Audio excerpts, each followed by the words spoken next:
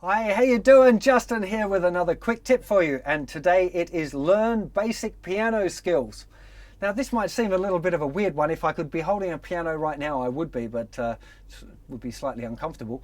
Not that I'm likely to play guitar in this lesson anyway, it's just a little safety blanket because I feel naked in front of the camera without one. But anyway, back to the topic at hand, piano. So one thing that I did in my late teens was started to learn basic piano stuff. I had to do it as part of the school thing. We had to have a second instrument.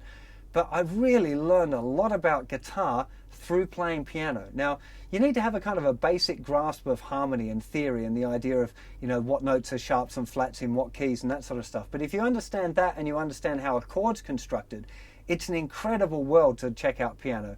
Interestingly, as I've kind of been playing around in different situations over the years, nearly all the guys that are any good play piano.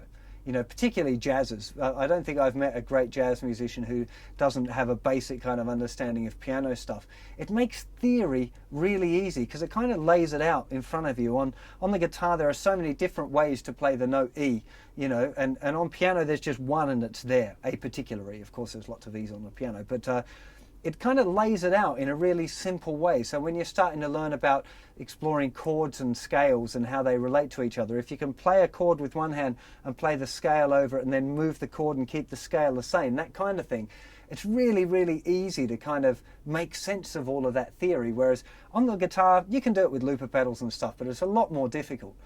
It also will teach you a lot about how harmony works in relation to how chord grips change. So like if you've got a C chord and you're changing to an F, it's really useful on the piano to see that you only have to change two of the notes to get from a C chord to an F chord. It's not all change. So it teaches you a lot more about like the common tones between the different chords as well. That was something that I found really, really helpful.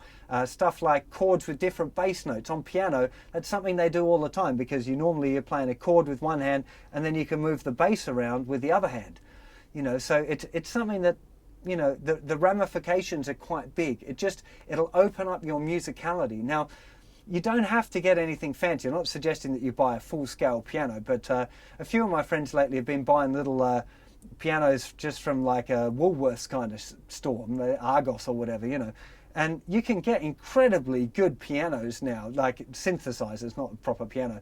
But, for like £100, $100 or whatever, you can get some pretty cool things, There's one I think my sister bought called a DJX or something, and it's got like drum beats and grooves, and you can program it, and it's got thousands of different sounds and stuff. And, for that much money, the cost of a kind of a nice effects pedal, you can get a whole lot of learning done on that, and it was a real game changer for me checking out the piano, and I think that you'll find it a really beneficial thing too. So if you've got a little bit of spare money and you fancy checking out some new stuff and expanding your musicality, I would highly recommend getting yourself a piano.